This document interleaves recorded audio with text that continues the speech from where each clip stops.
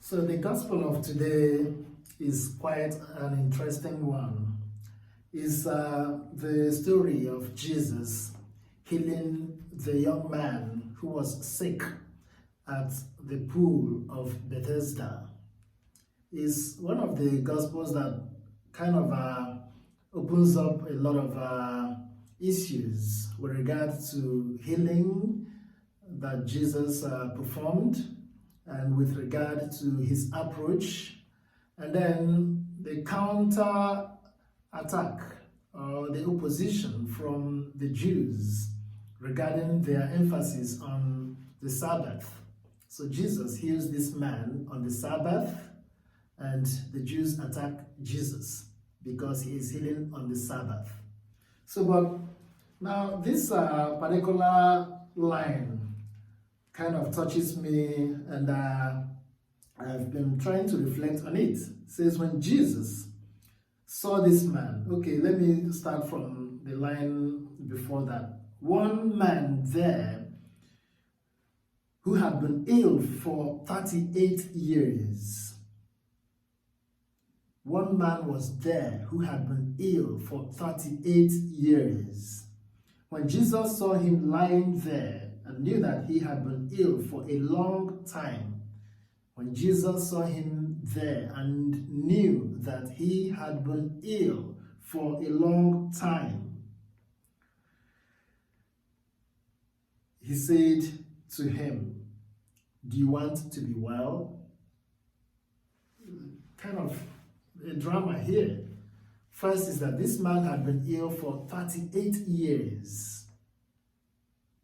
Jesus saw him and knew that he had been ill. Jesus knew that he had been ill for 38 years. And I say this every time. There is no accident in God. There is no coincidence in God. Nothing is by chance when it comes to God. So Jesus knew that this man had been ill and had been there without any help. And he asks him, so he puts it to him, "Do you want to be well?" So it's an invitation. But this man's response is, "Sir, I have no one to put me into the pool when the water is stirred up. While I am on my way, someone else gets down there before me."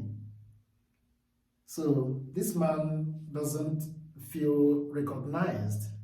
He doesn't feel appreciated by anybody. So he's kind of abandoned there. He says, each time I make effort, so there is a kind of scrambling. People rush to get to that pool. And Jesus said to him, "Rise, take up your mat and walk." Immediately the man became well and took up his mat and walked.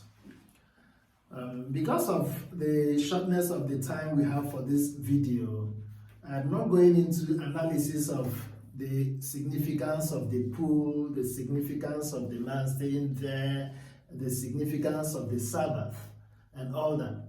I just want us to identify what Jesus can do in our lives. Jesus is this water. This water has been stirred, but this man tries to get there and nobody takes him. But Jesus makes himself available and heals him. One of my favorite passages in the gospel is the encounter between Jesus and the woman at the Jacob's well. That is among the Samaritans, right?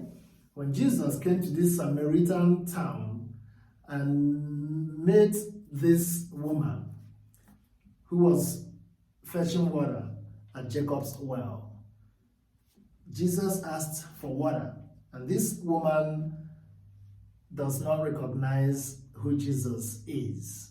But Jesus says to him, "Give me some water to drink."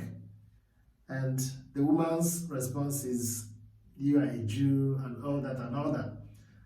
And then Jesus said to him, "If only you know who is asking you for water, you would have been the one to ask, and he would have given you living water."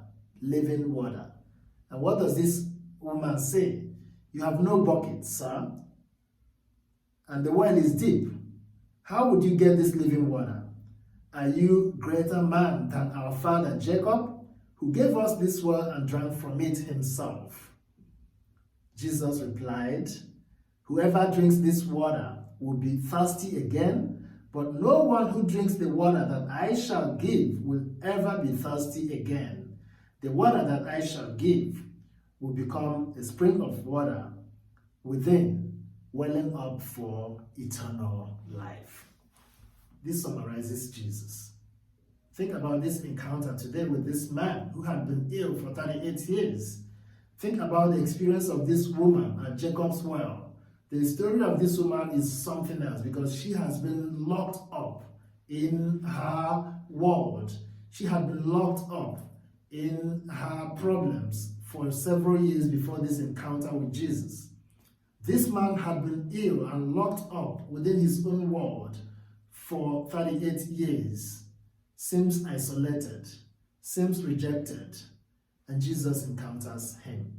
Jesus is this living water that encounters us, this living water that we are immersed in. In fact, from baptism, we are immersed in this living water, and Jesus gives us life, gives us hope, gives us courage, gives us future. Have you been locked up in your problem? Have you felt abandoned? Have you felt like no one wants to help you and you have been in such situation for a long time? Have you been locked up in your sins for a long time? Locked up in your addiction for a long time? Locked up in isolation for a long time? Locked up in depression for a long time? Locked up in lack of forgiveness, a heart that cannot forgive for a long time? You need to encounter Jesus. That's all. Jesus brings the transformation. The question is, do you want to be well? This question can come to each and every one of us. Do you want to be well? Jesus is here. Like he changed the situation of this man, we ask him to change our situation, to transform us, to heal us, because he has preeminence. He gives life to us. He restores us. May God bless you. Amen.